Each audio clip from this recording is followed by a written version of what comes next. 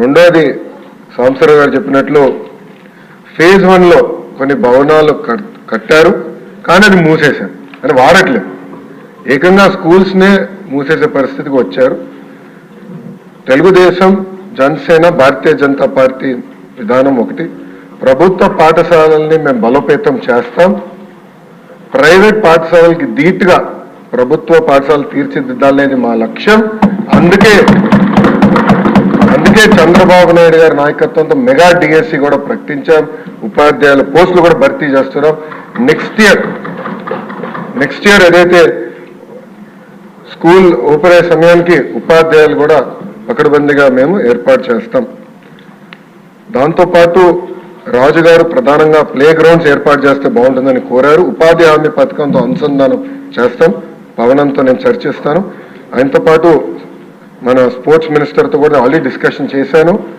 Inter school competition ఎట్లా పెట్టాలి, inter district competitions ఎట్లా ఏర్పాటు చేయాలి, కేవలం స్పోర్ట్సే కాదు ఆర్ట్స్ అండ్ క్రాఫ్ట్స్ని ఎట్లా ప్రోత్సహించాలి అని దానిపైన మేము కూడా డిస్కస్ చేస్తున్నాం. సాంబశివరావు గారు అన్నట్లు ఉపాధ్యాయులను కూడా పెద్ద ఎత్తున హెరాస్మెంట్ జరిగింది.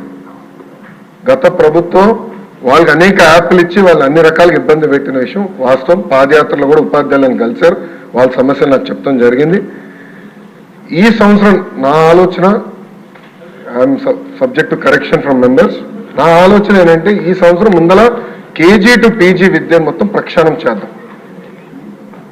నేను పక్క రాష్ట్రాల్లో కూడా ఎలాంటి కార్యక్రమాలు జరుగుతున్నాయి అనేది నేను చదువుతాను. ఉత్తరప్రదేశ్లో నిపుణ్ కార్యక్రమం చేస్తున్నారు, ఢిల్లీలో కూడా అనేక కార్యక్రమాలు చేస్తున్నారు. నేను కూడా అది మొత్తం రివ్యూ చేస్తున్నాను. నేను కూడా ఫీల్డ్ విజిట్స్కి వెళ్ళాల్సిన అవసరం ఉంది. ఒక పక్కన విద్యార్థుల కోసం మనం డబ్బులు ఖర్చు పెడుతున్నాం, మిడ్ డే మీల్స్ కార్యక్రమాలు ఇస్తున్నాం, ఇన్ఫ్రాస్ట్రక్చర్ ఇంప్రూవ్ చేస్తున్నాం, కానీ లెర్నింగ్ అవుట్కమ్స్ ఏంటి? ఎందుకంటే మంగళగిరిలో కూడా నేను ఉపాధ్యాయులను కలిసినప్పుడు వాళ్ళు అదే అడిగారు, 6వ తరగతి వరకు మీరు ఏం నేర్పించుకున్నా మాకు తోయేసి మంచి మార్కులు రావాలంటే ఎట్లా వస్తాయి? సో లెర్నింగ్ అవుట్కమ్స్ ఎట్లా మెజర్ చేయాలి అని దానిపైన కూడా మేము చర్చిస్తున్నాం. కేజీ టు పీజీ నేను పాదయాత్రలు కూడా చెప్పాను, కరికులంని బలోపేతం చేయాలి, రీవర్క్ చేయాల్సిన అవసరం ఉంది. అది చేసే ముందర పక్క రాష్ట్రాల్లో ఏం జరుగుతుందో కూడా నేను చూస్తున్నాను అధ్యక్ష. దానివల్ల వాళ్ళకి వచ్చిన అవుట్కమ్స్ ఏంటి అనేది మేము చదువుతున్నాం.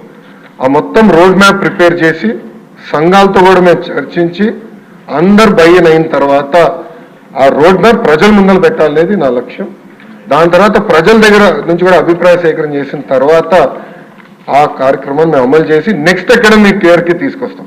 అంటే గత ప్రభుత్వం లాగా రివర్స్ టెండరింగ్ అనే హడావిడిగా చేసి పోలవరం ఎట్లయితే సర్వనాశనం చేశారో అలా నేను చేయదలుచుకోవాలి విద్యా వ్యవస్థని.